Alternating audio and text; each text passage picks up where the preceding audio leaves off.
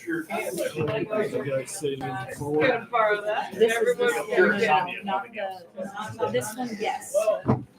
This one, Just come and see me. yes. These are the. How are you? And You wanna do it? not the back.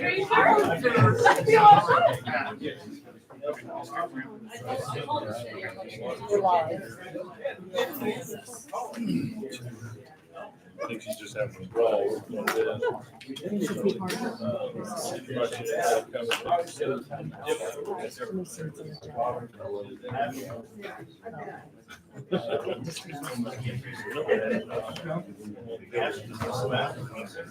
She was over earlier. I'm sure she's seen that.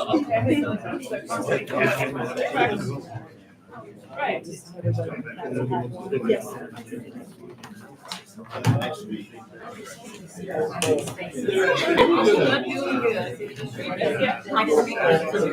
Okay.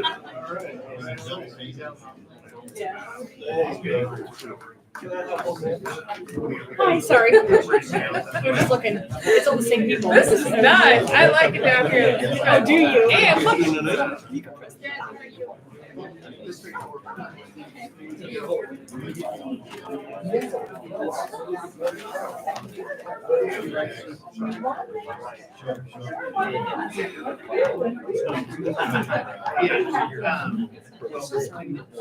I know I do. Thank you.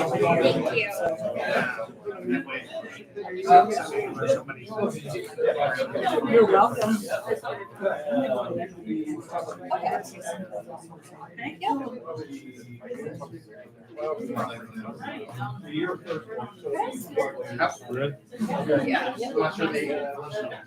Okay, can I get your attention, please? We'll go ahead and call the meeting to order.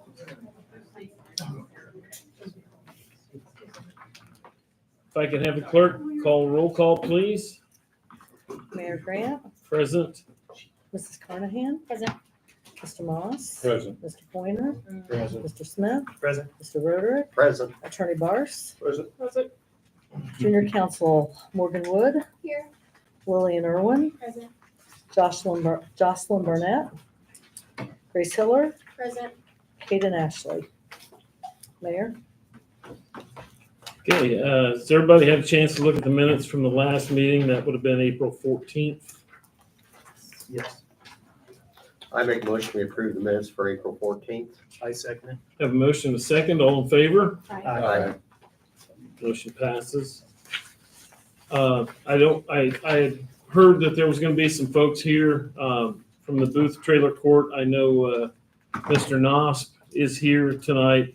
So before we get into citizens petitions and have folks talk, I do have a statement that I Mayor prepared. Grant, I don't mean to interrupt you, but there was 5-6 Yeah, minutes too, if 516 you want. special meeting minutes Oh. as well. That's right.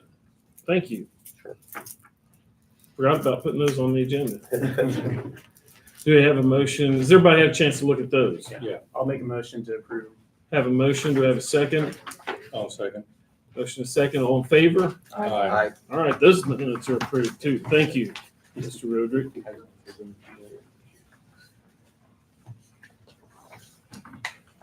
I'm going to go ahead and read this statement. It may answer some of your questions and may spur some questions. I don't know. But although I acknowledge and have great empathy for the disruption that the private sale of the Booth Trailer Court and subsequent eviction notices have caused in the lives of all the 18 impacted families, including one of our junior city council members, the city of Attica does not have any jurisdiction over the sale of property from one individual or company to another, and we were not notified of this sale or of this property prior to the closing.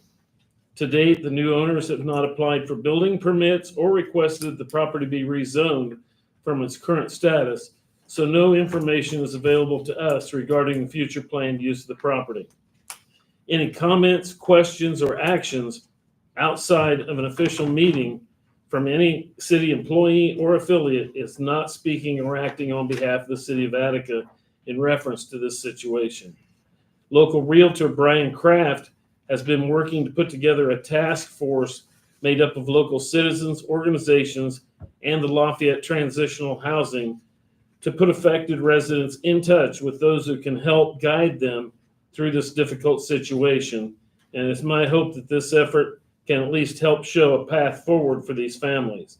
Talked to Brian just a little before the meeting. He had another meeting he had to go to tonight. He hopes to have this information and a meeting set up for those interested sometime within a week. So more information will be coming forward on that situation. So with that said, I'd like to go ahead and move forward with citizens petitions. Is there anybody that would like to speak on this topic before we move on to a different topic? Okay, none being heard, we'll go ahead and open the floor to citizens petitions. Mr. Kemple, you had your hand up. Please Yes. state your name. You Tim got Kemple. 3 minutes, sir. Okay. Tim Kemple, resident of Attica. Mayor Grant, council members, thank you for allowing me to speak tonight. I'm not someone who hides behind a keyboard. I believe in addressing issues directly and respectfully. I want to express my appreciation and concerns about things happening in our community. First and foremost, I'd like to thank the departments that keep the city running, fire, police, street departments, and the clerk's office who corrals the madness. I truly appreciate what you do every day. One thing that brought me here tonight is a comment I heard out in the public. Someone questioned whether the fire department was needed to expand and it was a waste of money. Let me be clear, if your house is on fire or your loved one needs emergency help, you'll quickly realize it's not a waste at all.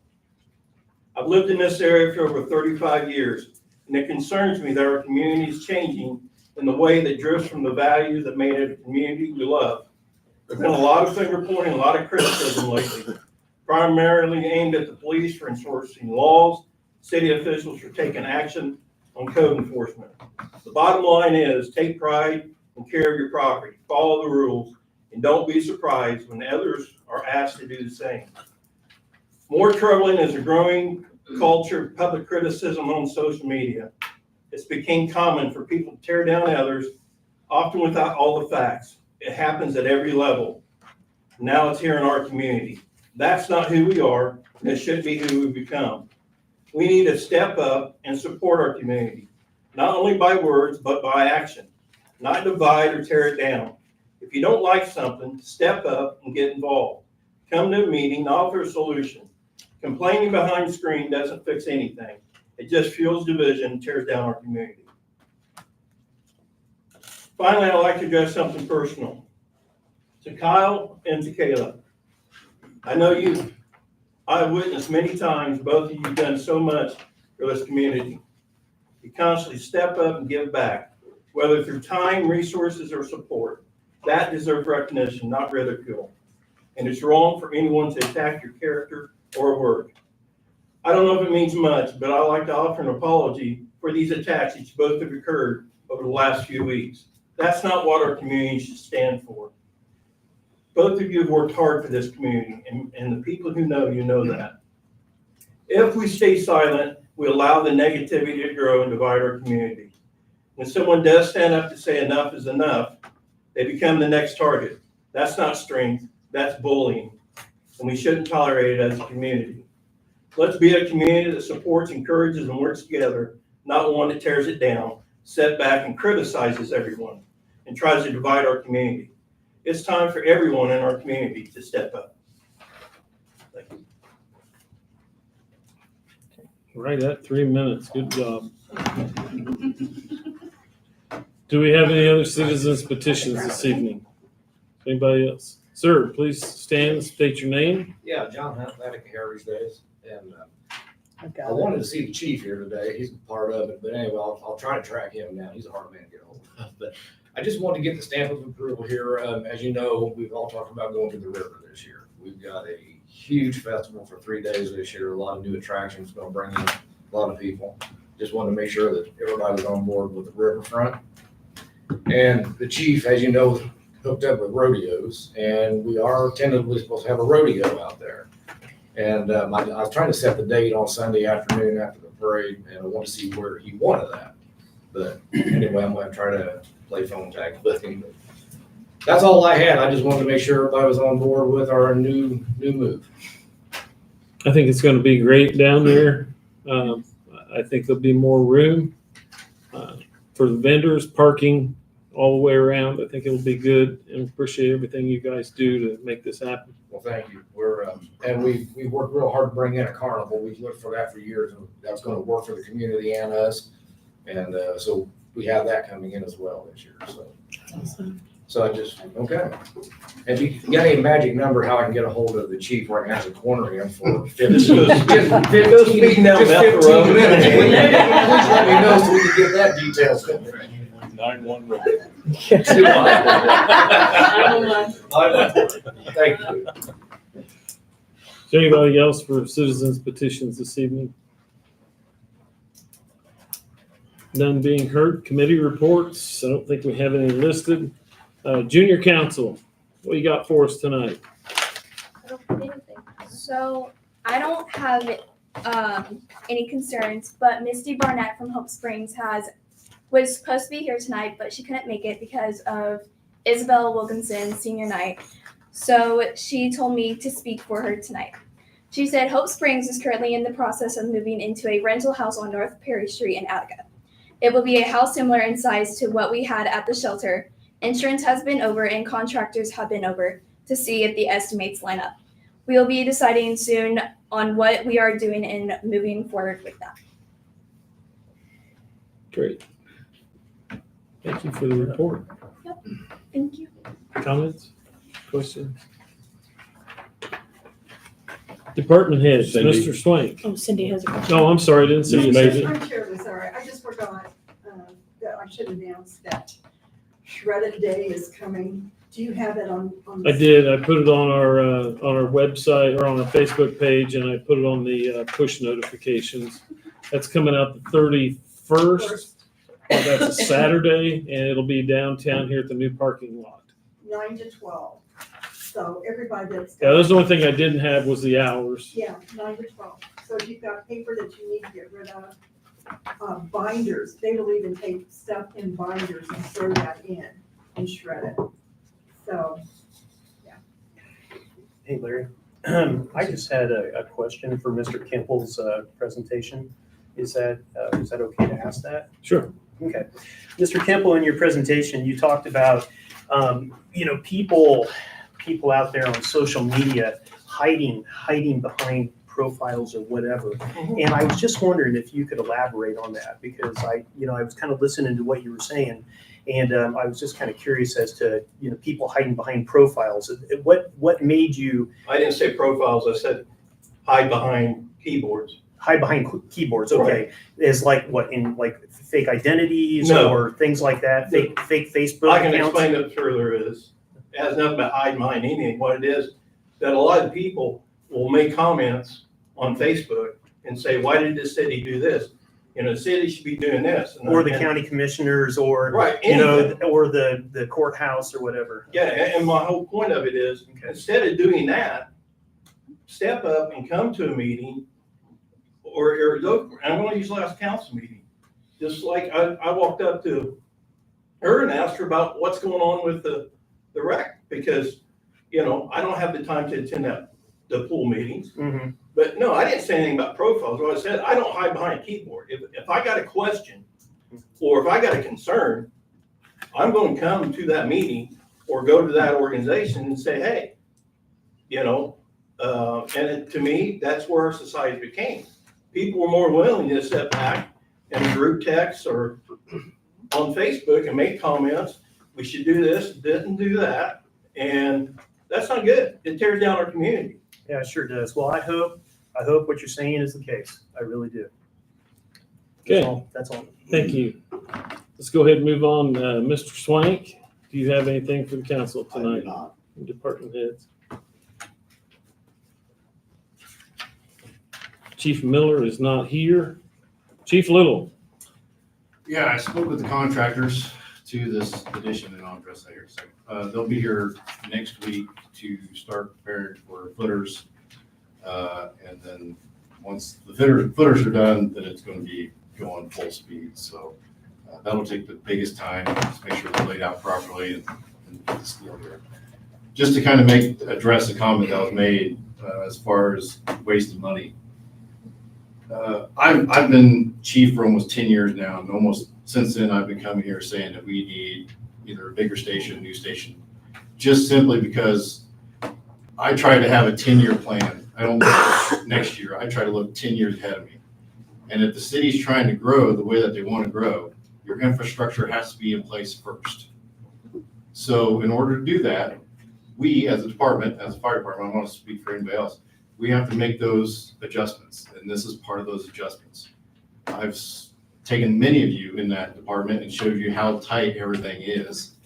And with us getting busier, it's just time. The building was built in 1968 with no additions, never thought of any growth. The trucks are bigger, more personnel, so that's where we stand on that. As far as a waste of money, I don't see it that way, period. How do you put a price on safety? I think it's important for the public to understand too, that it's no longer the Attica Volunteer Fire Department and just taking care of Attica. They formed the fire territory here last year, and it takes in 3 townships, all of whom are paying taxes into the fire territory. So these aren't city funds per se that are going into this addition. These are fire territory funds and a bond that the fire territory has taken out aside from the city of Attica. Is that an accurate statement? That is accurate, which we have not raised taxes to do it. We are using the funds that were previously put in place when the territory started. So I That was my main commend goal, was you never raising more and taxes. everybody involved on that for being able to pull this off and not raise taxes on the citizens of Attica. And one thing is, a lot of people don't understand is that we actually received a grant for $450,000 to cover some of this. So not all this is straight out of our pocket. So Well, Chief Little, I'd like to thank you for taking us to the future rather than just being complacent. Thank you. Absolutely, absolutely. We cover like over 81 square miles, Yeah. 89. 89 square miles. And we're on track. Last year, we did 610 runs. We're on track to do 832 this year. So it's growing. It's almost 3 runs a day. And you can hear the sirens going off constantly. So, You have anything else, Chief? I'm done. Okay, we'll go ahead and move forward. Mrs. Broadwater? It was touched upon earlier during the Economic Development Commission meeting. Guidelines have come out on SB1 that will definitely have an impact on city finances moving forward. I've included in the folders you received a digest from the Indiana General Assembly website of Senate Bill 1. A lot of the things in there, especially local income taxes, aren't going to be implemented until 2028. So at this point, we really don't know what the local impact is going to be. And that's something that AIM and Baker Tilly and other municipal advisors are working on developing tools to determine what that impact is going to look like. But at this point, other than just general information I provided to you, I really don't have any additional information regarding, what our revenues are going to look like moving forward. That's all I have. Thank you. We got Adam here from Barnes and Thornburg. He spoke briefly, but we'll go ahead and maybe you've got some questions for the whole council here. Would like to answer some questions. Go ahead and turn it over to you, Adam. Thanks. Adam Sturwell, Barnes and Thornburg, filling in for Tom Pittman tonight. Any questions on the EDC meeting that was earlier or Shepherd's Landing? Structure finance? So I think the first bond is $750,000 or somewhere around there, and it may change based on what Mr. Bars has said.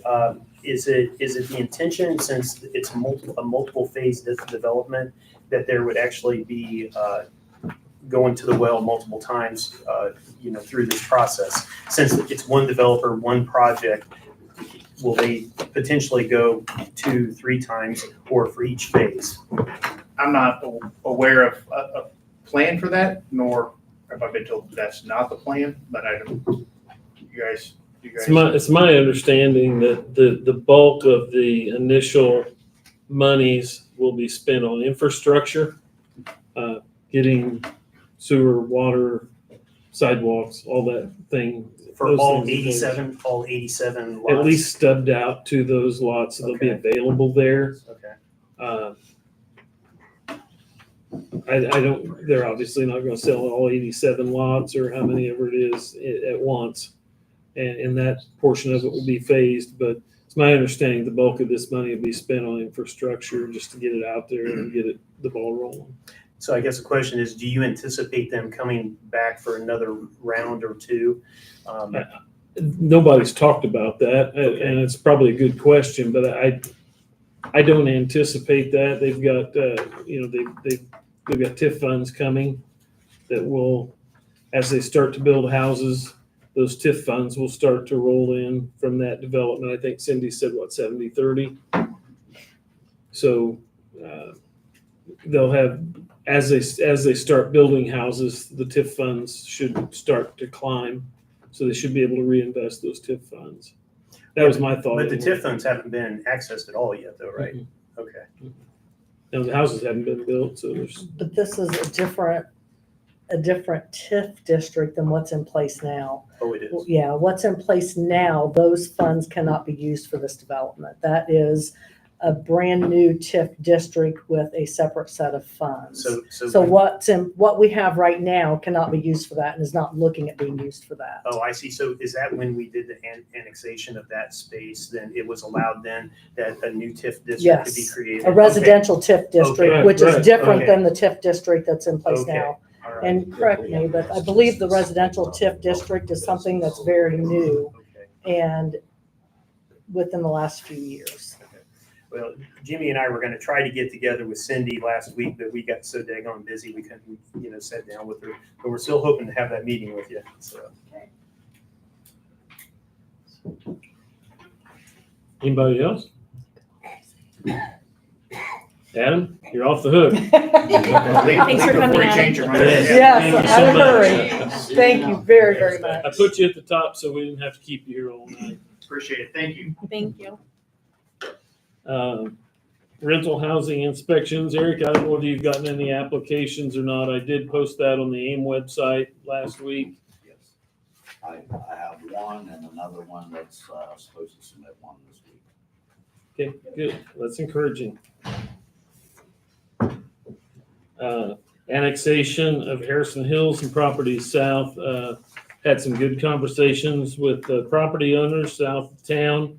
And I won't say that's a done deal, but it's moving forward, and I'm happy that it's moving in the direction it is. Hope to have more for you on that next month. Ambulance relocation progress. We should know a little bit more tonight. They're meeting out at the high school tonight to talk about proposals for the elementary school and of the old elementary school property and the football field. And I sent a written proposal off to the head of the school board for that. And hopefully we'll know more after that meeting's over tonight. I still wish we could have gone to that. Yeah. Hey, Larry, on topic with that, I sat in on the Parks and Recreation meeting right after the special council, Mhm. and they were talking about the playground equipment that Mhm. was out there. Mhm. And I had just mentioned to them that did they reach out to talk to you about that? Because There's been several people mention the playground. You're talking about the playground equipment at the elementary school. at the elementary school, yeah, because the Yeah. Parks and Recreation thought they would like to get that if they could. And I think that the school board is aware of that, Okay. but some of the proposals that they had, or at least one of them, that developer wanted to keep that equipment Okay. and make it available for the residents in that development and possibly even to the public at that location. So that's still kind of up in the air right now. I've even heard people interested in buying it, but and until they meet and make some decisions, I don't think anybody knows. Yeah. I would really like to, I mean, not that I have anything to say, but I would really like it to stay with open to the public because Yeah. public taxpayers did Yeah. purchase. But that's going to be But it's not that's up gonna to be us, the yeah. school board. I mean, I know that the school board will make the best decision. I think but- they will.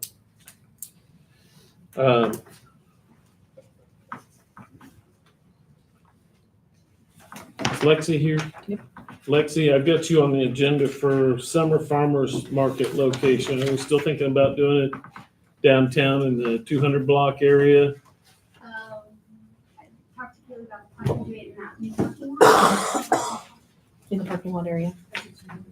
Yeah, I had heard that that's kind of got a slant to it, and it may not lend itself well to tent setting up, but you could set up in the grassy area, then just let people park in the parking lots. But I just encourage you to look at it and see if you think it'll work or not. Can we set up in the actual new parking lot? You can, yeah, but somebody told me It was me. that, I wasn't gonna mention any names, but it wasn't very level, and it may not be level enough for the Oh, no, marketeers to set up. So the new parking lot, that gravel spot next to it is just like a landslide. Yeah. But the new parking actual lot, It's on a slant. oh, it is also. Yes, it's. Take a look and see what you think, and you can get back with us. But anywhere in that general area, we would love this set up.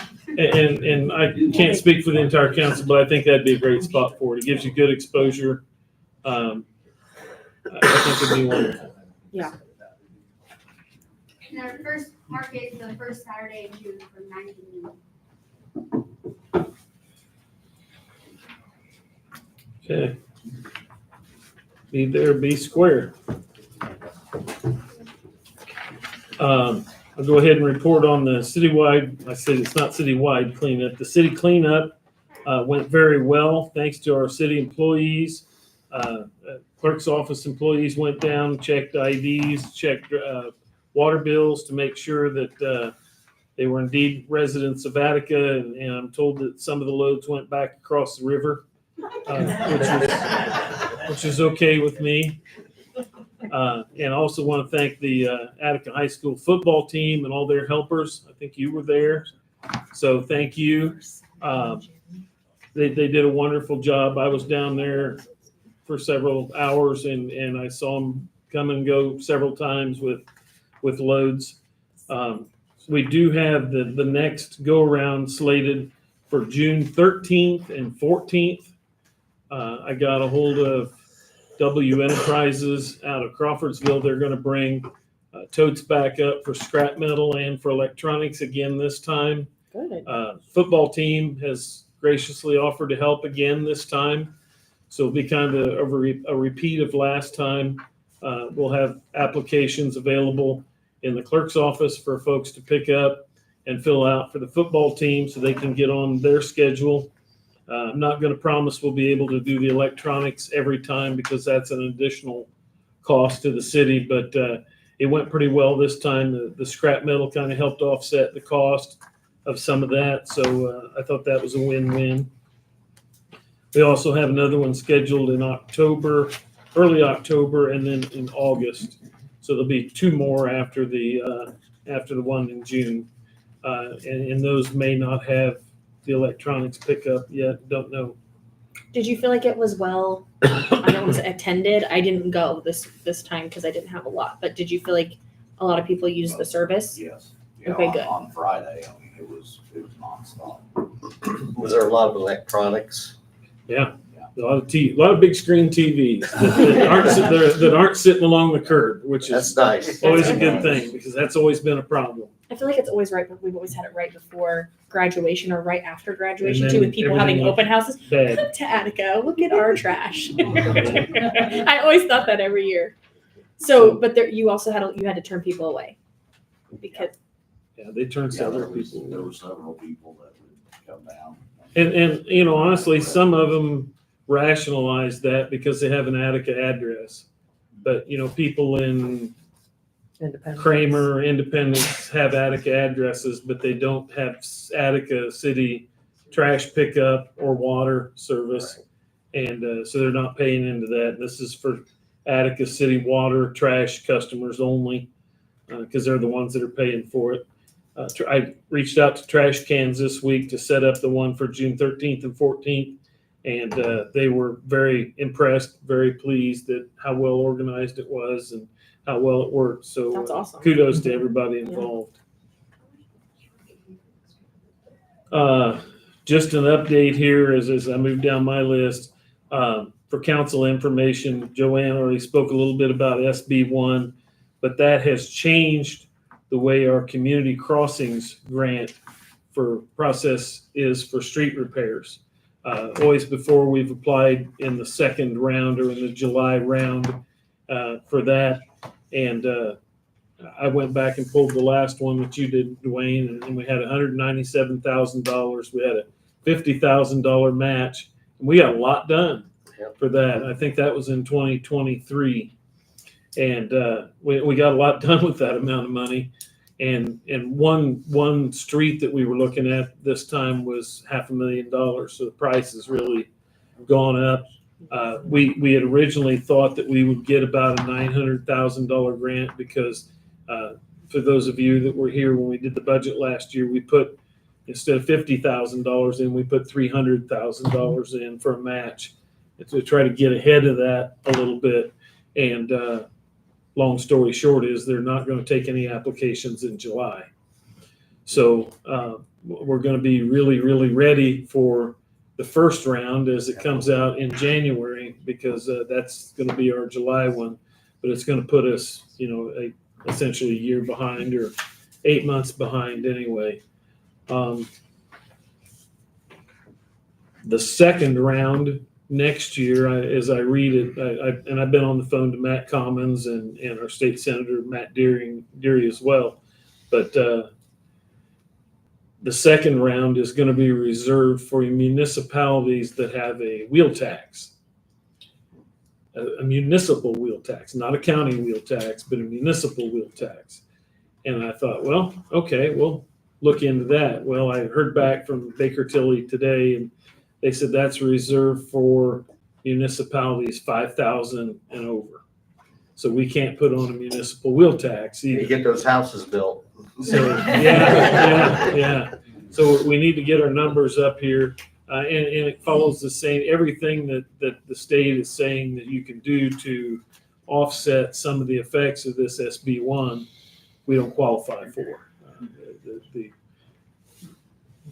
lit tax, the local income tax, that's, you got to have 3,500 people for that, and we're just shy of that, so we can't do that. The county can do it and then pass that along to us, but so we're still looking at that. But they can't have the money here, and you can't have the money there either, is what it amounts to. So we're still digging here and trying.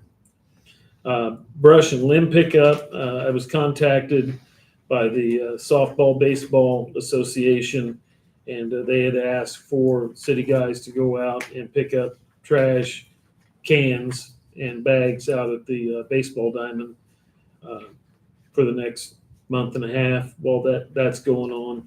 And Eric's guys are pretty stretched right now. So I spoke with Eric, and we agreed to do the brush and limb pickup on the first Monday of the month instead of weekly. And that'll allow time for the summer park maintenance and mowing and pickup out there. I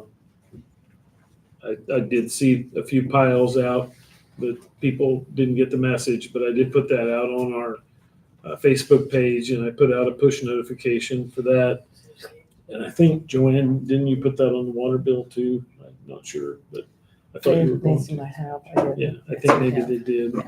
So we're trying to get that word out, but and they'll pick up not just Monday. If they don't get you on Monday, they'll get you on Tuesday or Wednesday of the week. But, In the event of storms, are people still allowed to go ahead and pull it out to the street? Yeah. If there's a big storm or something, we'll take care of it. But just for normal brush pickup, you trimmed your rose bushes and threw it out along the curb. Right. It may sit there until the first Monday of the month.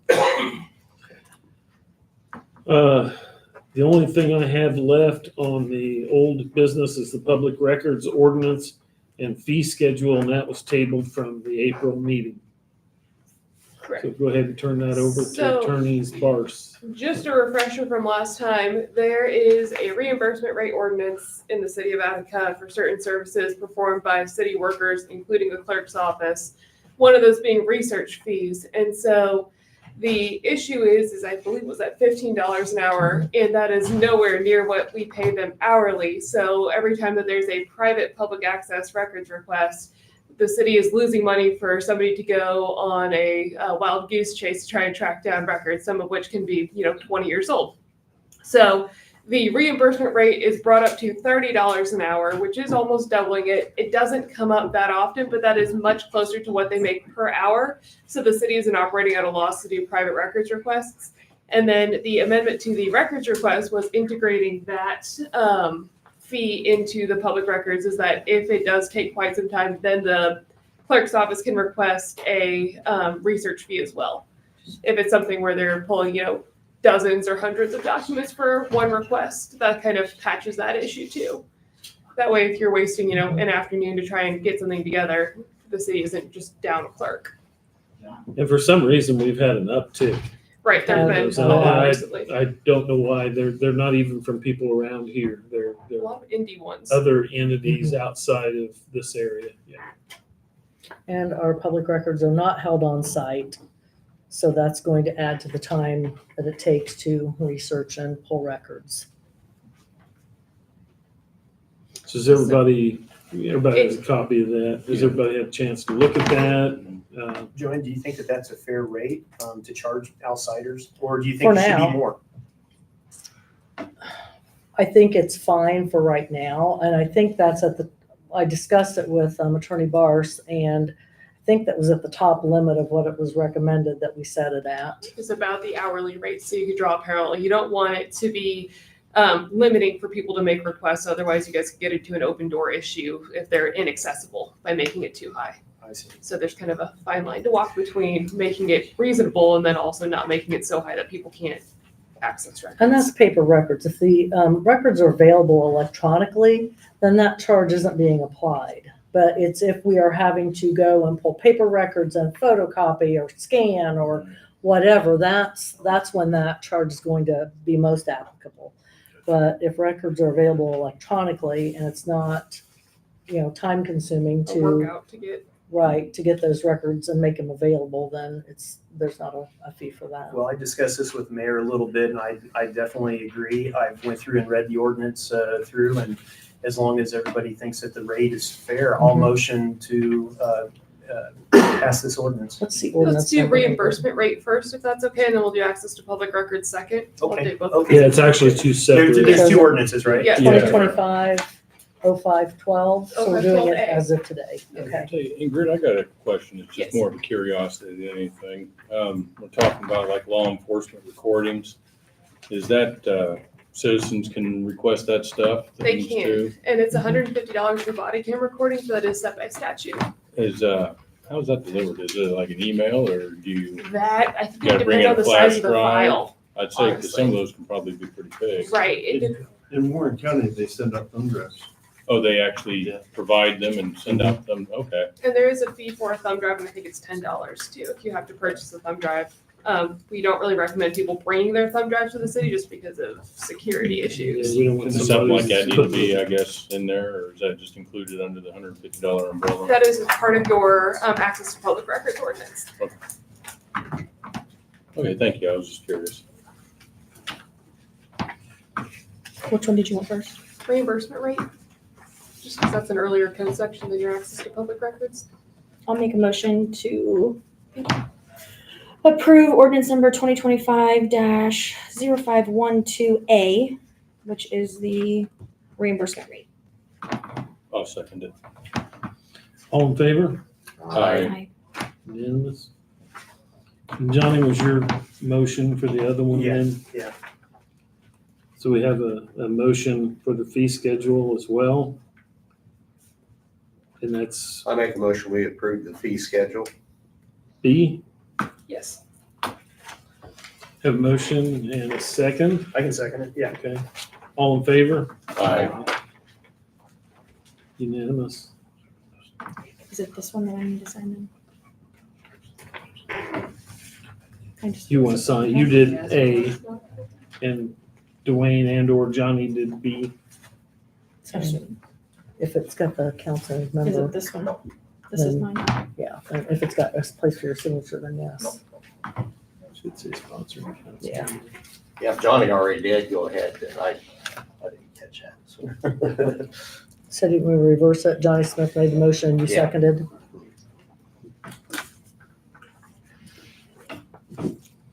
Can one of you sign one of your copies? Sure. Like I said, it would be John. I think it's the 2-page one. No, that should be containers. You can use mine if you want. I got one. That's fine, I was saying you can use mine, that's okay. I don't have one in my folder, so. That was my one from last meeting. Yeah, Okay. say I Um, got mine, I Does scribbled on the them, though. ordinance number need to be changed on? It does. I changed it on, I Okay. wrote it and both, I mean, Okay, thank you.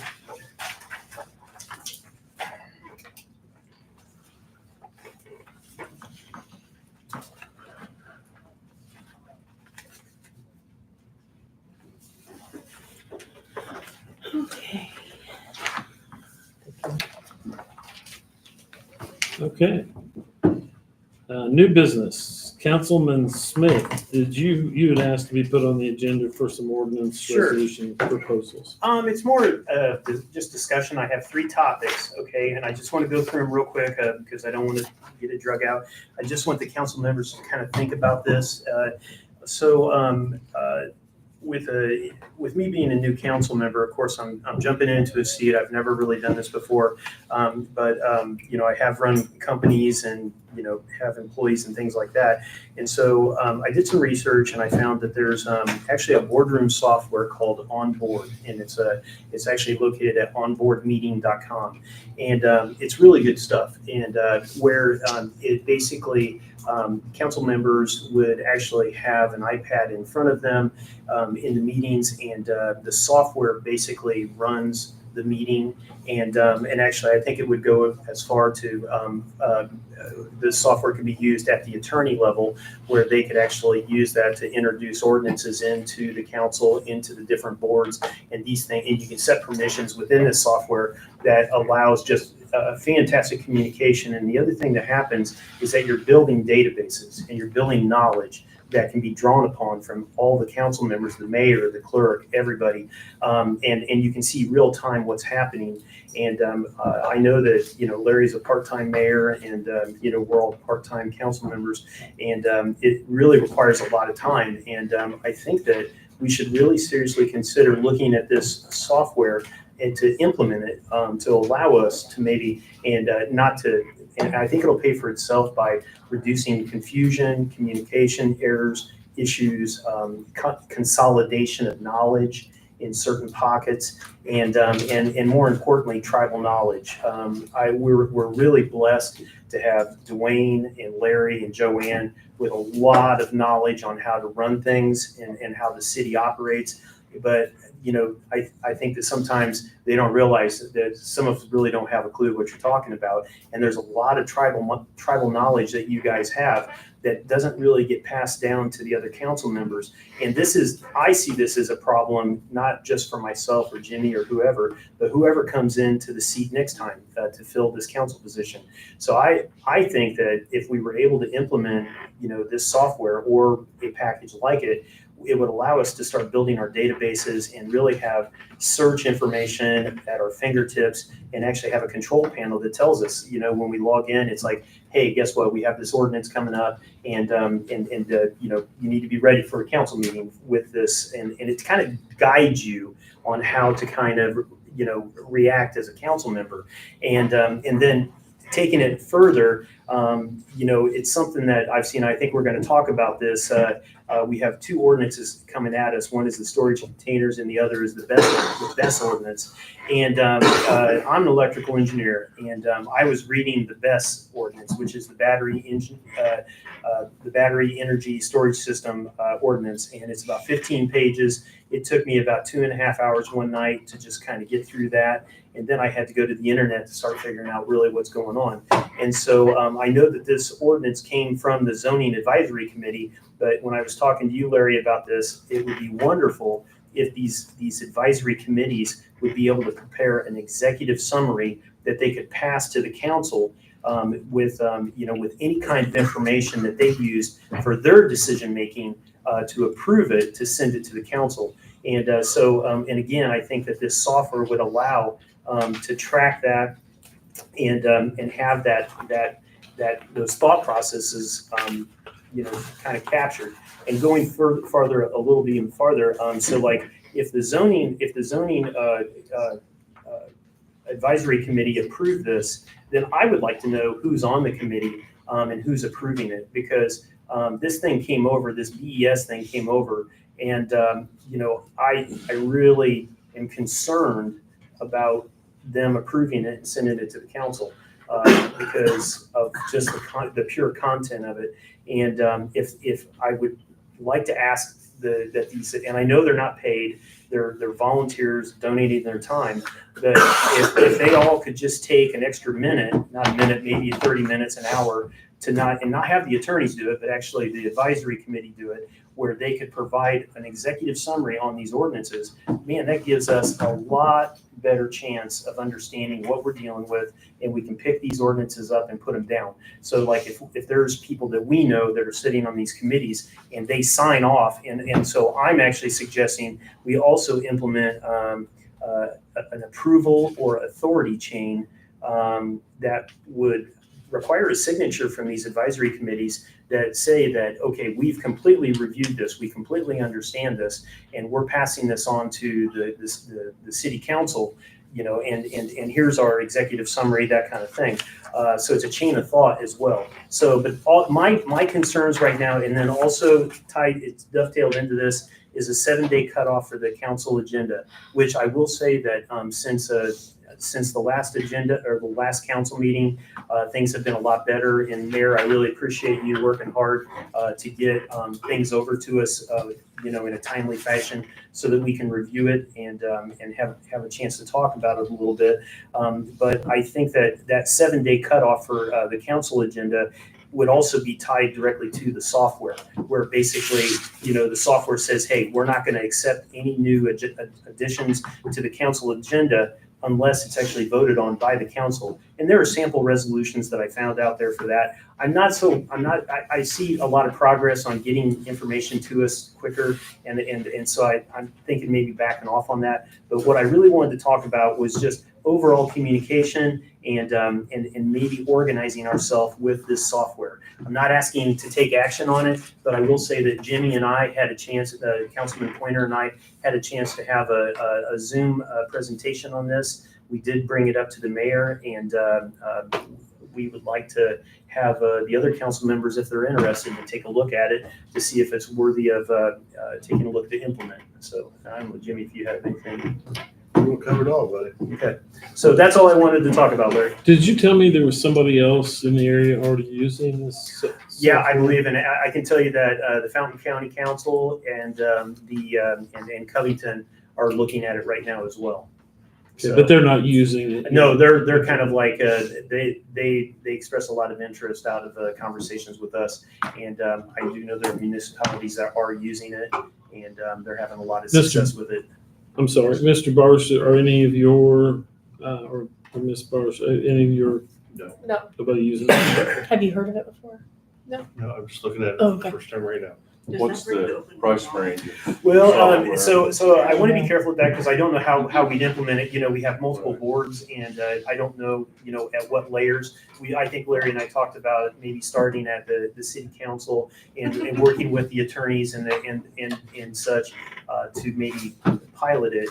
Now, I will tell you that we're fortunate that Coach Driver actually represents that company. The baseball coach, and that's what he does for a real living, is sell that software. And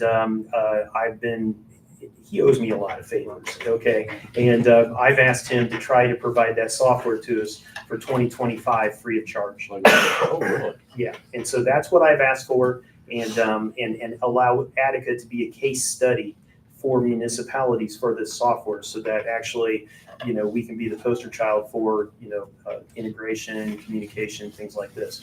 And so their companies, I think they're biting on it. They like the idea. But I think the cost could be around $250. I don't know if it's per person or if it's per board. I just per month. It's a lease. Plus price for devices and things like that. Yeah, like an iPad if people don't have them and things like that. Yeah. But it's definitely something, and I will tell you, I do believe it would pay for itself within a month or two, just because of more organization, more communication, building data, and it would reduce consulting fees, I think, substantially. I'm interested in hearing more about it. I wrote down the kind of what Nate had said. I said I would be curious on costs, obviously, if it was like a subscription cost. And then like if he says for this year it's free for us to try out, what does next year look like? Because I don't want to necessarily be like, oh, I love this, and then it's going to cost. He hasn't a agreed lot of to. money. He hasn't agreed to free for 2025. I but- actually asked him about that the other day when I saw him, and he says, "Let me make this clear." He says, "I might be able to get you a trial A of it trial, where you okay. can just kick it around." Okay. But he said, "I can't give you the software for the year." Well, but So- what the approach I'm having is that they definitely could use case studies from municipalities.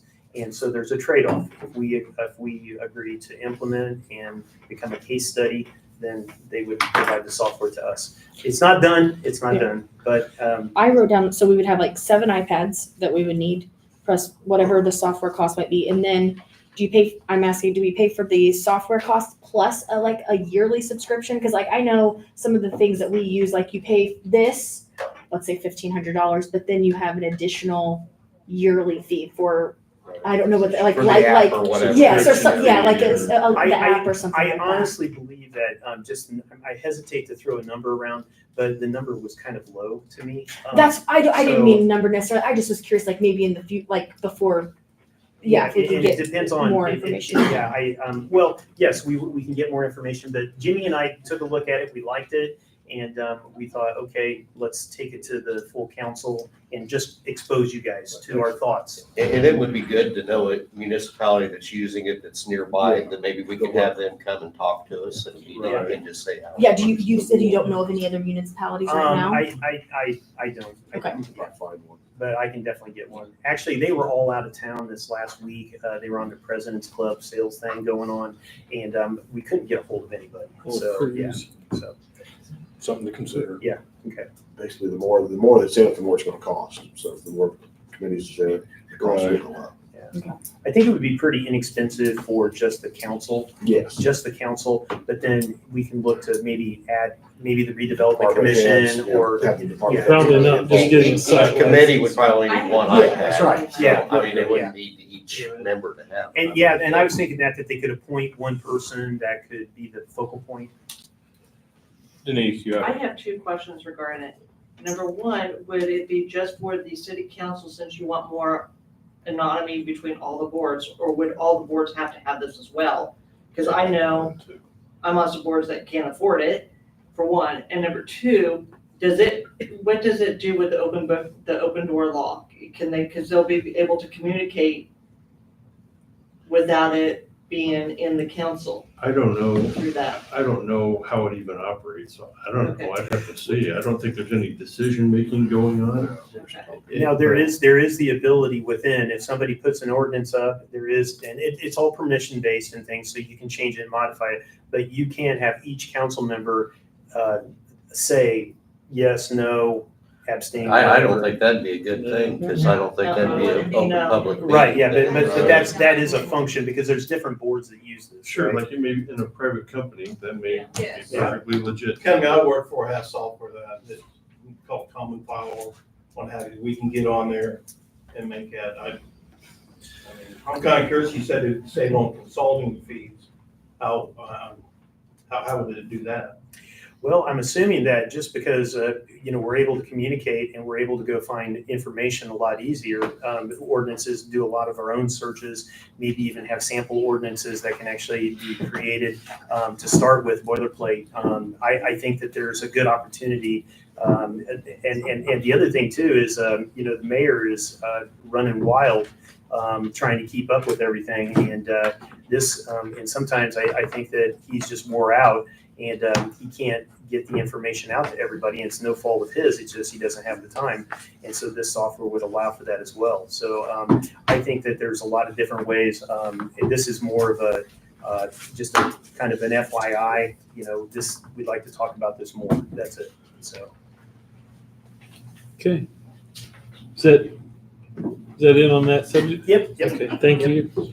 Battery electrical storage ordinance, and that came from the zoning advisory board. All right, so what we're gonna do on this one, if it's okay with you, Mayor, I'd like to just run through it so everybody kind of gets a general overview. Give us of an it. overview, yeah. And then the APC has tabled this until their June meeting because we kind of ran out of time. So I'm just gonna give an overview, and then if anybody has questions or anything like that, I encourage you to come to the APC meeting to drill down further into the regulations here. And so Is this a new one or is this the one? it's the same one. The only thing is I added the recitals, which just says you guys have home rule. It has no bearing on the law itself. Okay. But I don't put those on there just because it distracts. So I what have this my is, I would like one. Oh, she needs to see one here. Here's my next one. Thank you. and again, this won't pass tonight, but what is going on with this is last year, the legislature passed a law codifying utility scale battery energy systems. And then it kind of narrowly reduced what local government units are able to do except for zoning.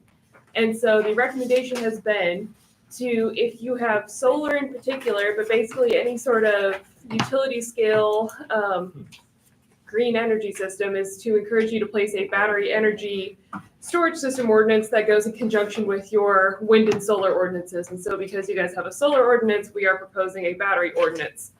To my knowledge, the current solar project is not planning on having battery facilities. However, they don't necessarily have to be located within a solar project. They can be located independently, or there could be another solar project where these could come up.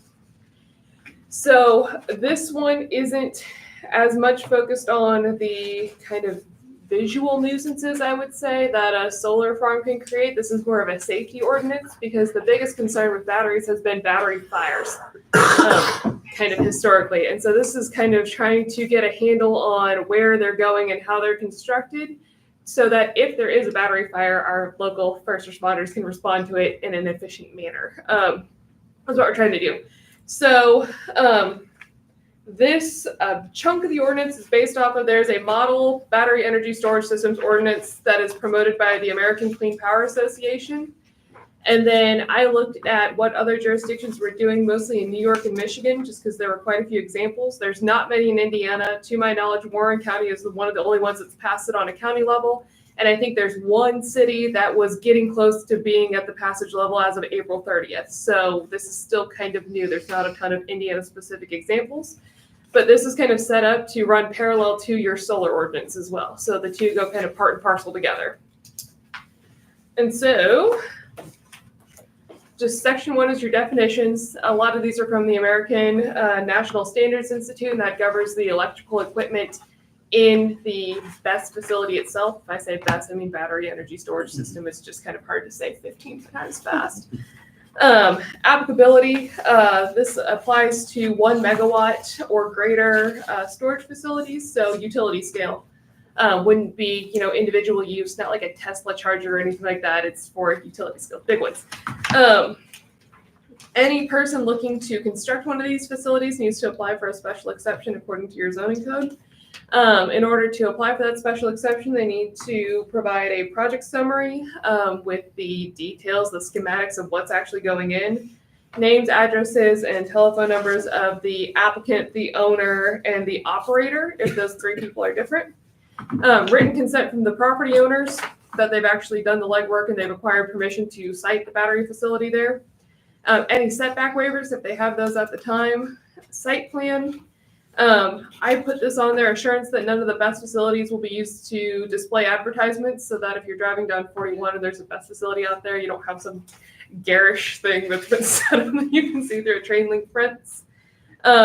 Certification that everything complies with industry standards, transportation plan, emergency response plan, which I'll get into, economic development agreement, and then a proposed decommissioning plan. This is a little different from solar in the sense that the state legislature has already regulated that the local government unit cannot charge a fee to apply to site a BESS facility in that county. So we gotta kind of skip that. Wait, say that again. So the state legislature is trying to control how much regulation BESS facilities have imposed on them. So a local government unit cannot charge a fee to apply for a special exception. And that would include like a tax. Okay, but can you apply a tax on the electric? That would be personal property. On the electricity itself? Yep. That would be a Utility. utility, no? No, you probably can if you run it through the Indiana Utility Regulatory Commission. But not, you don't have that power without their approval. They'd have to approve any tax on power. Thank you. Because I think these systems, they're on demand, right? They load up, and then when the grid calls for the power, then it provides the power. And so, if they're located in the city limits, I was thinking it's like, well, maybe that's an opportunity to, get some incremental income off of that. So there's a similar concept, but it's not a utility for carbon capture, where you charge for the amount of carbon running okay. through your pipe. You can assess a fee for that. Oh, okay. But that's not a utility. When there's an area of regulation carved out that the state does, you can't occupy it. Okay. And so unless you run an electric utility yourself, like Williamsport. Williamsport has their own. Petersburg, yeah. Yeah, but then they charge for electricity, but they generate it. They provide the infrastructure for it. Okay. Just the battery storage, I don't think so. Okay. No. And then the special exception is good for a year, and if they don't build within that year, they need to go back and reapply with new information. At the same time that they're applying for their special exception, they should also be applying for any variances that they need and filing their building permits with Eric as well. So design and certification, we're on section 5 and page 5. All the electric components combined to industry standards. It's only brand new equipment, no experimental and no used equipment is supposed to be out there, just to try and keep a handle on what's being put out there. Height is limited to 1 story or 15 feet. Aesthetics and lighting, all utility lines should be buried to the extent possible, and lighting should be downcast so you don't have this big bright facility doing a lot of light pollution. And then any area within 20 feet should have all the vegetation removed. So in the event of a fire, we don't have a bunch of things catching on fire at the same time.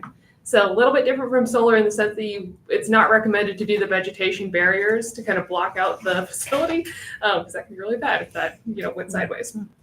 For security, 8-foot high fences, same as solar. If it's within a solar facility itself, you don't need 2 fences. 1 fence is good enough. I saw no razor wire on there. Yes. That's so you don't have hanging deer. Yeah. Oh, okay. That makes sense. Yeah. I was like, razor wire. Wow. That's gone sideways a couple times, just going forward. Signage, no trespassing signs and high voltage signs at the facility. They should have a Knox box so the fire department can get in after hours if they need to, the 911 address, GPS coordinates, and then just a general contact if somebody has questions or comments about the actual facility itself, just like a daytime manager. Noise is regulated by the state, but it should comply with state law. Can't be over, can't be under it. Electric components need to comply with law, state law, federal law, local law, where the extent there is. Waste management, waste should be disposed of properly. I don't think that there are a ton of issues or concerns with hazardous waste as there is with kind of solar panels. But anyway, either way, it should be disposed of properly. So there shouldn't be a bunch of trash floating around the facility, nothing like that. Setbacks, they are 500 feet if it's an occupied dwelling from the nearest edge of any best component to the nearest wall of that dwelling unit or other, property building. If it's not participating and it's not occupied, then it's 200 feet back from the property line and 200 feet back from the right of way. And those are closer to your solar as well. I will say I've had one just change it to 500 feet from the property line as well for occupied dwelling units, but I would imagine that the Plan Commission will take that up in June. And then those can obviously be waived too if somebody doesn't care if it's in their backyard. Did you say it was for C, 500 feet? Mhm. So 1 megawatt, that's a lot of power.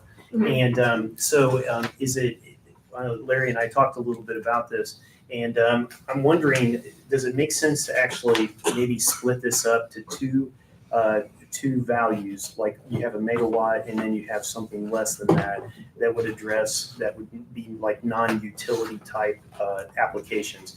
Because I think that, with solar coming in, I can see somebody throwing something smaller than 1 megawatt, in a residential area. And I don't know if we have any ordinances now that would address that, or if we could actually put a subset to address smaller systems in this. Is it solar 3? Yes. The de minimis? Yeah, so in your solar ordinance, there's a carve out for like somebody who's got a home system or a small scale system that's 3 megawatts or less before they even become subject to the requirements of the solar ordinance. So it'd be whatever you determine, and you know a lot more about what that power actually means than see a number, but they should jive. They should probably be consistent. Whatever, and I'm not saying 3's the number or 1's the number. I'm just saying they should probably mesh together so that you don't have somebody doing something at one standard and something else on that property to another standard when it involves the same electricity. So that's under an existing solar ordinance. Okay, I don't think I've seen that. Is that 2021 was when we passed. in 2021? So I can just go to the city website and get that. Okay. Yeah. All And I the, think it's called CSECS, Commercial Solar Energy Conversion Systems. and you're gonna go to the city website, you're gonna go to the council, you're going to go to 2021, and then under that will be a zip drive of all the ordinances that were passed in 2021 that'll be searchable for you. Find it there. And we're working on codification of all the ordinances, but as of right now, all the ordinances from 2020 forward are all available in a zip file under the particular year under the council on the website. I'll go look at that then, yeah. Under maintenance, basically they need to submit an annual report, just letting know what maintenance went on, if anything was improved. In the event Eric needs to hire a specific inspector and he doesn't feel like he has, or doesn't have time or wants to hire a higher level inspector, he's able to do that. In the event that their inspector disagrees with the person Eric hires, the city's inspector will control. And then the best facility operator will also maintain a general liability policy, keep it insured. Road use, I just have it that they need to enter into a road use agreement if they're coming through the city with Eric that way and do kind of a pre and post inspection just to make sure that roads don't get crushed. To my knowledge, most of the battery facilities are transported on like the wide or the heavy load trucks. And so they're bigger trucks and I don't know what that's going to do to your road. So, but if they break it, they bought it. That's kind of where this road use agreement is going. How do we identify that? I mean. Video before and after. Okay, And I've got that, that's in the road okay, use agreement. thank you. And then if there's any repairs needed before they get in here, we would kind of figure that out then, and then how we repair that or who repairs that. If outside the city, this will kind of apply more, there's any agricultural damage, getting the best facility in, they should compensate the landowners for that agricultural damage. Obviously that won't apply in the city, but if it's within the 2 mile fringe, then that still counts, so.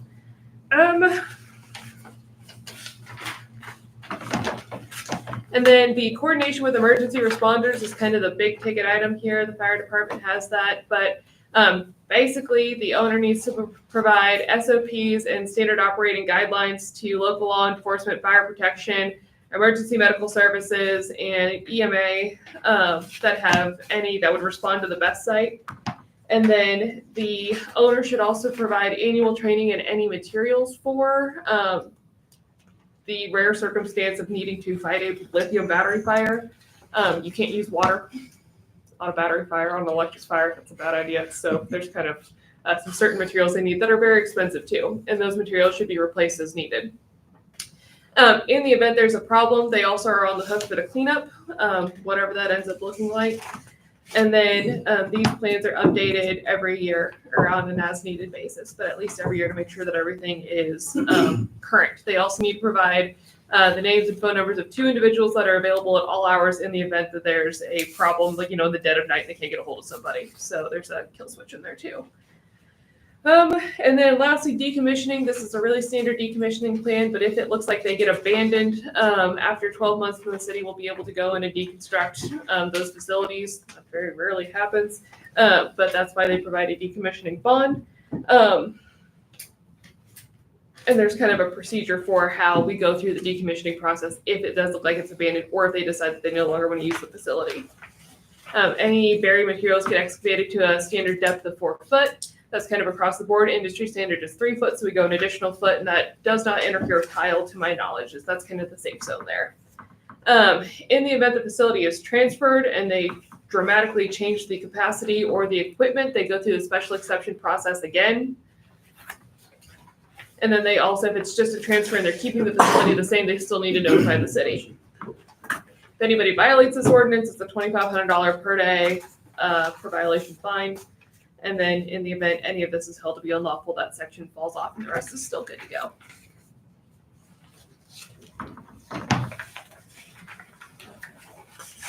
Could you go through that one more time? You ever want to hear it one more time? I'm just kidding. So the, going back to what I was talking about with the software, when I was reading this, it would have been, and thank you for going through and explaining it, I appreciate that. A bit technical. It's a lot, okay, this is a lot. Is there, when the zoning advisory committee has this, okay, and I'm sure you guys introduced it to them because it's like, hey, city, you need to be thinking about this ordinance because that's what you guys do. You take care of this. And, but when these guys on the zoning advisory committee get this, okay, what do they do with it? I mean, what are they doing with it? Is there a chance that we could get them to do a little deeper dive on this? And then, you know, as this gets up to the city council, you know, we can have a little bit more knowledge and more eyeballs on it kind of thing. When you say deeper dive, you're looking for like examples, you're looking for the law, what it's specifically you're looking for? I'd like to see somebody sign off on this that knows what they're doing, okay, and or has really thoroughly researched it before this ordinance gets to us. And, you know, Dwayne was mentioning to me, it's like, he's not an electrical engineer, you know, he doesn't know about this. And so we have to take the advice from our zoning advisory committee. And I don't even know who sits on it. I don't. And so, and in the email when we got this, you know, this came through. So I'm just looking for a chain of not command, but a chain of knowledge coming from the advisory committee. And maybe, and of course, if we can get those people to step up a little bit, maybe they could give the presentation instead of you, okay? And then you could just give the presentation on the legalities of it, and then we could actually have our Atticans actually talking about these ordinances that we're facing. I think that might be, I don't know if they would be willing to do it, but it would sure, because if they're really truly looking at this and they're deciding on it, then they should be able to talk about it. I'm on this committee. I'm on this one. So I actually have read this through a couple different times, and I just listened to her again, and I also listened to the meeting earlier. So I'm on it. I'm happy to take that on. Cindy's also on that committee with me as well. I think, go ahead. I just think Ingrid has done a lot of deep dive research on this. That's why we hire her. That's her responsibility for the city, is to do the deep diving. And when she comes and says, you know, the American National Standards Institute, and she's done research with Michigan and New York, because they already have these in existence, I am listening to her, because once I deep dive, they're not going to tell me any more, quite frankly, than what's been presented here. But that's why they are hired. That's why we have. Well, then why have an advisory zoning committee then?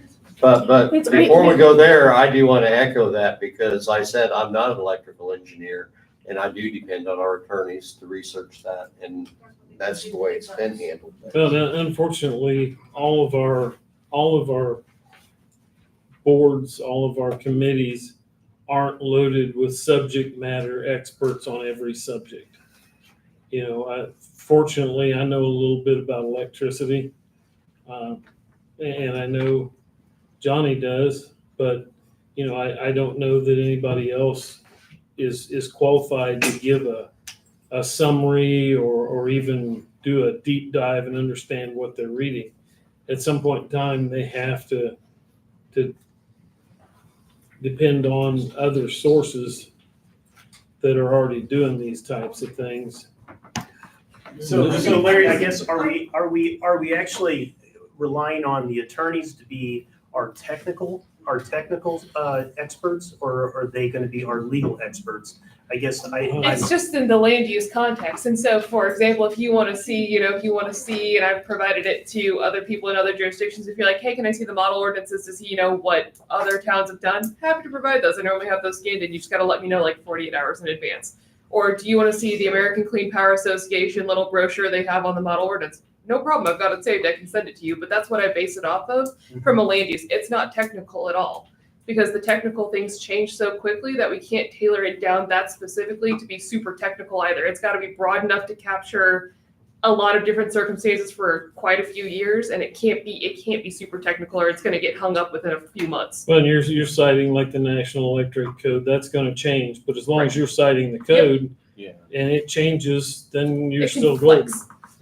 Well, this seems pretty comprehensive as far as putting it in and maintenance and decommissioning, Yeah. putting the land back the way it was and safety and. The ordinance is a lot less technical and a lot more covering bases from a legal standpoint, like a road use agreement. Like if they tear up the road, the reason we have the ordinance is that we can go back and say, hey, you violated this ordinance. Not only do you need to pay to fix the road, but you're also in violation of the ordinance, and there's a penalty.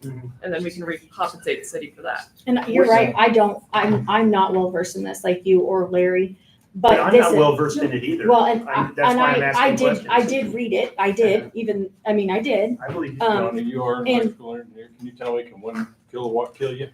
Well, That's all I need to know. In water, a lot of it I don't is need to really- know I guess what I'm anything. saying is, 2 this amps is, to this two. is just one example of something that the APC does. I mean, the other one we were talking about, the next one is the CIMIC, or the shipping containers, and we did talk about that one as well. So it's a broad,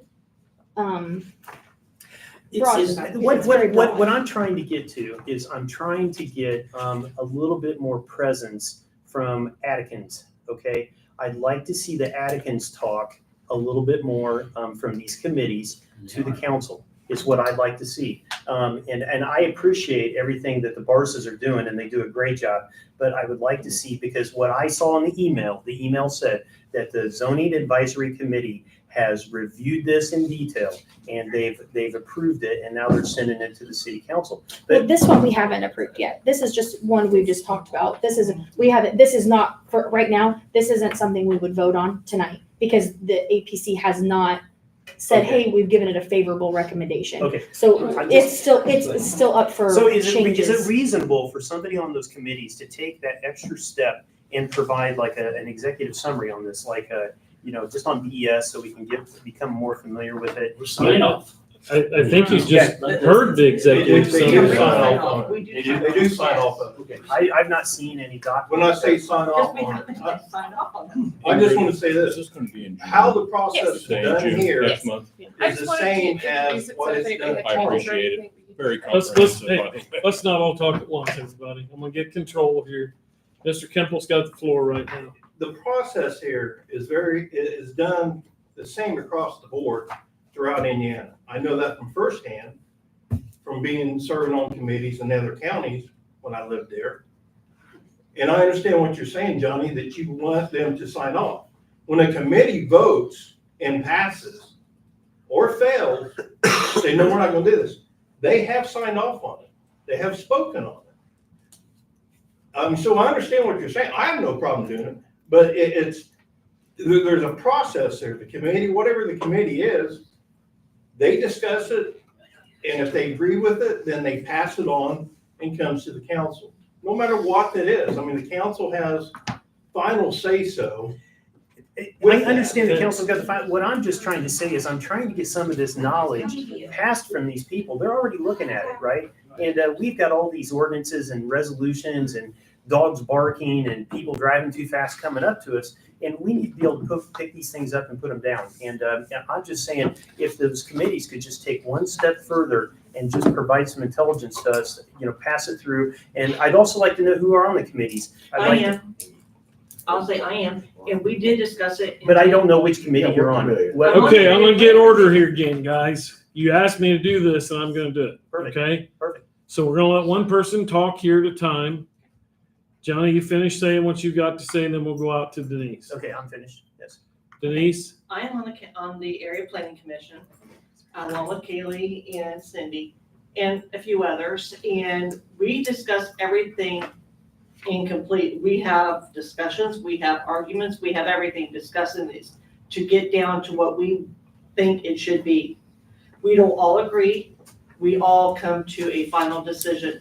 If you have something that you want to see from us, come to the meeting, because that's where you're gonna get it firsthand. I mean, I don't want to be pushy like that, but that's how you get everything firsthand, is by going to the meetings. Or I'm happy, Because if you we can, I'm don't- happy to take, anything to the meeting that you would like me to discuss or question. Well, I'm trying to set in on more meetings, okay, granted, but I can't be in every meeting. Oh, I know, And I so- agree. It's So a that's lot. the reason why I'm But- trying but to my be in front of this to But say, my hey, point on this is the fact that we do discuss everything incomplete, and if we don't understand it, we'll say, can we table it till the next time so we can look over this more? I know that I don't know that much about electricity. I am not an electric person. And that Touch was it, I my don't like point, it. Denise. I don't But think I anybody do- on that board is a subject matter expert Right, but For we do our own battery research. energy storage. But we do our own research as well. So. Mr. Bowerband, You first. Cindy, I'm sorry. Cindy's, I and didn't Cindy's see on the it. committee. I just want to say that, the fact that Ingrid took the time to do the research to find out what the national standards are for this project, for this type of structure. This is not me thinking, or John Smith thinking, or Susie Q thinking this is the way it should be. These come from nationally recognized standards. This is what is needed if you're going to have ordinances. The ordinance itself is a compilation of different ordinances that other communities have. We did not say we pass on this tonight. We're going to pass this on with our agreement because for one thing, Attica Dolphin Solar does not have stored batteries. So currently, this is We're getting ahead of, we're getting ahead of the for our game. community. Yeah, I We don't understand even have stored batteries. right? The chance of some other organization coming in and trying to bring in stored batteries, that may be kind of down the road too. But we Cindy, did not pass to move it on. We did not say, let's move it on with our approval. That was not done. This is more of an informational thing tonight? And Cindy, this is Larry, could I? Yes. Okay, Cindy, it's more of, for me, just like seeing if we can get more information passed from the committees to the council. That's it. And it doesn't matter if it's the battery backup or this battery energy system or whatever it is. I'd like to push back into those committees and try to get that knowledge that you guys have already spent. You've already thought about it. So if you guys could capture, I understand that. if that could be passed over, that would be wonderful. That's all I'm asking. Okay, this is a bad one then to use as a reference, because we are not passing this one on. This was just more for, hey, this is what we saw tonight. We want you to see it too. It'll come back to us next month. And so we'll all have time to check it out. But I will say, I'm not necessarily saying I wouldn't come back, especially me being on the council. I wouldn't necessarily come back to you and be like, well, I'm not doing that. Like, I'm not gonna tell you what we thought or like why we chose some of these things. But with this particular thing, I think we all just agreed, none of us are experts in this particular area. I would have probably done, or less so, what Ingrid did, only because I'm putting myself out there again to get a 30-second clip somewhere, but I didn't research it. I read it. I did look up some more of the definitions. I did make notes on this on my one at home. But I feel like for this particular one, she summarized it well and hit the major points that we needed to hear. Kaylee, do you think that in this particular case then, is that something that you could pass on to us? Now, you said on the council with this, and you're telling us this, Right. that this is how you guys approach this ordinance. Yes. Then if you can tell us that, then, and you're relying on Ingrid's experience, then I think that's good for us. Absolutely, okay? I can totally do that. Yeah. Because we're trying to get our feet up underneath of us on these things as quick as possible. And you know what I'm saying? Yes, So- absolutely. And I would say with this one, yeah, like what Cindy said, this isn't necessarily a great example just because it is probably not in our everyday wheelhouse, I would say. Okay, But, I need to move on to Miss Bars here. So just And for the then sake we'll of getting move the show on the road, I was more looking for like, does anybody have any questions about the setbacks? Since we'll be doing this next month, can we move on to storage? That's what I'd systems? like, Yeah. that's what I'd like to do. I I mean, mean, we're this gonna was be- all informational. Yep. It was an overview given by Ms. Bars. We're not voting it on tonight. Feel free to We don't email even me have to your table questions. it tonight because it's not being presented to us. This was informational only, so I think everybody's walking out of here with more information than what you had when you walked in. So with that being said, I'd like to go ahead and move on to the storage container regulations ordinance, which has been sent to the council. Can I talk really quick about it? Yeah. So that we did give her a favorable review. We probably discussed this, I think, 2 to 3 meetings. We kind of looked over a menu of options and we chose from those different menus. This is for residential areas, not for commercial Or areas at all. industrial. Or industrial. It's just for commercial areas. We're seeing an uptick in people using storage containers that are just sitting. They look not very great. And they're sitting. People, I think we even had an issue, didn't you say that somebody was renting out storage units or out of the shipping? Not here in town. Not but here, it's- okay. It's been known to happen in Yes. other areas And around here. We also had, and Larry, feel free to jump in, someone approached Larry or the council or something about wanting to use it as a home. Did I? Somebody asked if we had an ordinance against using them as a home or the structure for a home. So this was just kind of getting ahead of the game to say that because I know that other cities have had the issue. So this is why it was brought up to try to get ahead of the issue and also take care of some of the current ones that look a little unsightly. I got a question. It Yes. talks about a permit. What's the cost?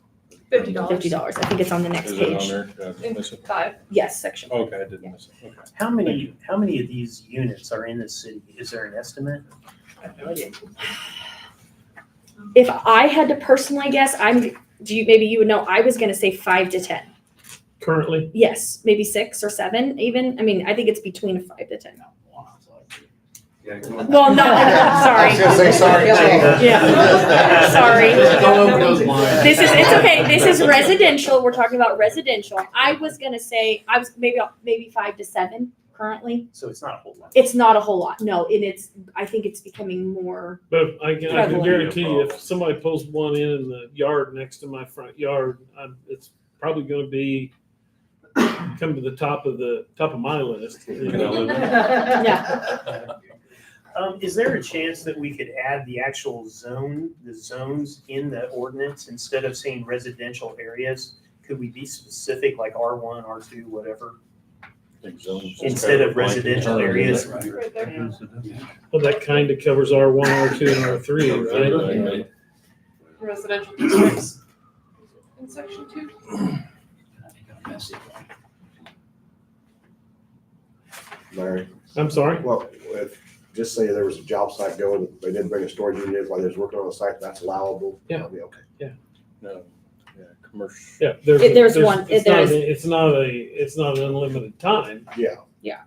So we had talked about that for, like on their real estate for temporary storage, or this did not deal with dumpsters. It was not anything like that. So it's if somebody was moving their complete house out to do something. You're remodeling No, your this is entire strictly house. residential. It's not Just, we are We're not, gonna try to do we are anything. gonna do something commercial. We just haven't done it yet. This was just the Okay, first. This is strictly residential. Yes, this is just residential. We have not, we will be discussing commercial, industrial, all of that, but right now it is just residential. Well, what about actual storage container homes? So I think we had talked about at the last meeting we had, I kind of made, they could come in and ask for a variance. Tell me if I'm wrong, right? Didn't we say that? They could come in and ask for a variance because I thought it also is still kind of a creative thing. We've seen really cool houses come out Yeah, of when storage. we go on VRBO, you'll see. Yeah, things like exactly. that So pop up. I don't think that we want to necessarily say, These No, are forever. not good, or these are good. Yes. Either way. Yeah. yes, I it's think you more want to make that decision on a case by case basis. I'm yeah. sure you're gonna check for structural Yeah, because integrity. and- those, some of them are, some of them can be rusted out. And they've got, like we talked about, I've there's seen some ones graffiti that or. were pretty neat though. Yeah.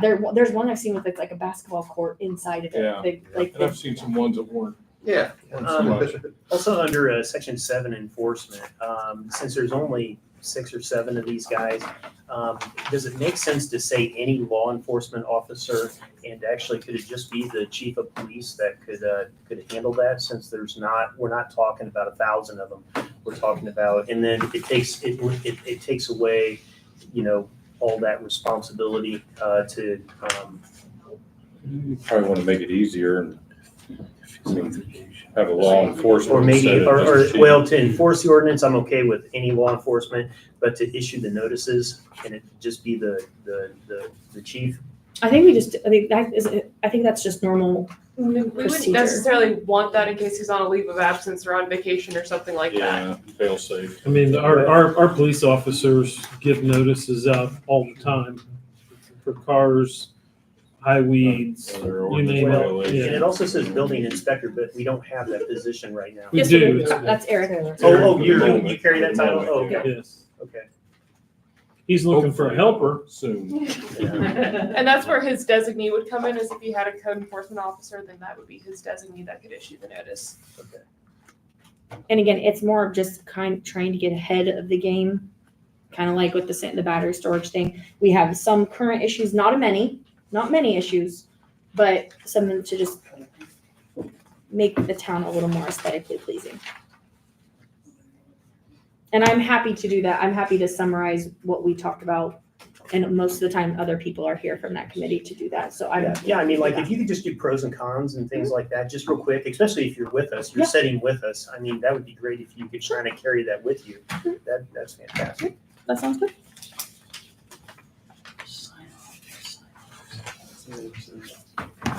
So you can actually have one or get the permit for 2 times a year at the most, 90 days each. Mhm. So that's, it's half of the year you can have one there.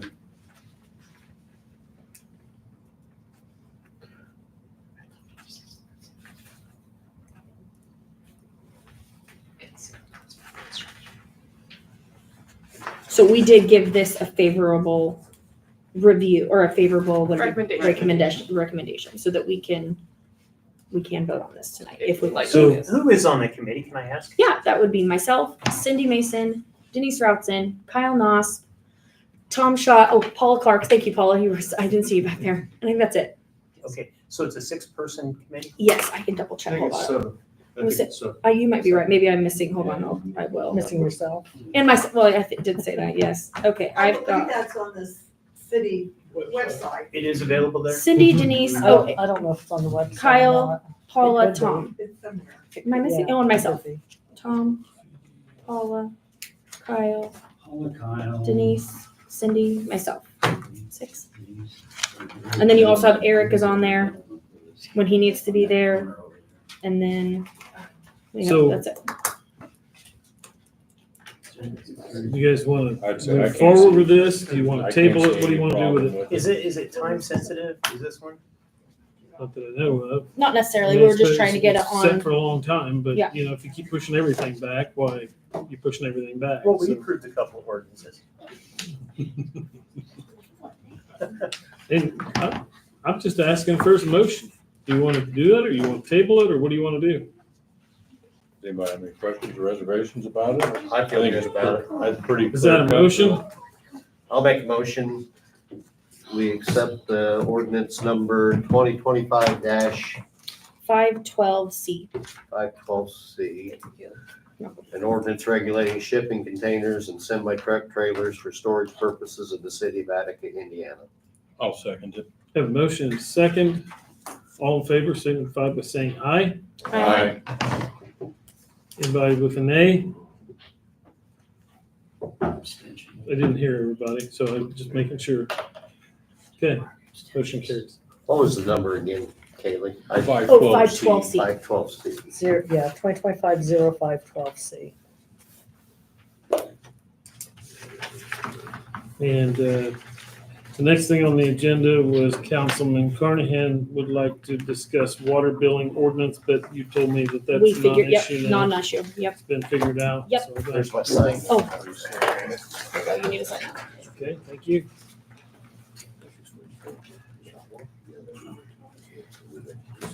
May I ask how you guys approve it? Is it a vote? Is it just a general statement or chance? They voted. They voted, okay. So it's a vote that, this group has, subcommittee has pushed it on and that's, that Yes, is we- approved. Council has the agree. final That's the final decision. approval. That is approved.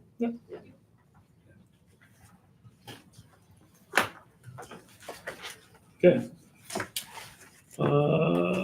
Miscellaneous business, I don't have anything else. Does anybody else have anything we need to talk about before we get out of here? Larry, I didn't hear any updates on the Ouija board situation. Do you have any updates on that? I did hear from Mr. Kraft. Trying to think when, the days are running together here, yesterday. And he said he went to the Ouija board meeting and was unanimously brought on to that board. And he was very optimistic after speaking to those folks that they were going to be able to work well together. And he thought that the projects downtown were going to move forward. So Were there good news, additional good news. changes in officers and board members that you can He talk did about? not give that 'Cause to me, although I I haven't talked to him, but- think that they did elect a president, and I think that's going to be Mr. Fruits. But I don't have the minutes or anything, don't know anything about it, so I don't want to say that officially. Because I heard they might be adding somebody from And Petersburg. they did put a second person on, and Brian didn't say who that was, but I want to say that person was from the Kingman area. Or maybe Kingman. Was it Hughes? Was their last name Hughes? I didn't get a name. In fact, I don't think he gave me a name. Okay. I didn't So know they that. added an additional Yeah, person? so more information to come, but I know that they did accept Brian onto the board, Okay. which I think is a good thing for Attica in that, and the Ouija board itself, because he's got a good grasp on what's going on real estate wise and who's looking, who's not looking, and I think he'll be an asset to that board. Anybody got anything else? All right, do I have a motion to adjourn? I'll make a motion to adjourn. Have a motion and a second, all in favor? Aye. Thank you to our junior council members. It's always good to see you guys here. Thank you.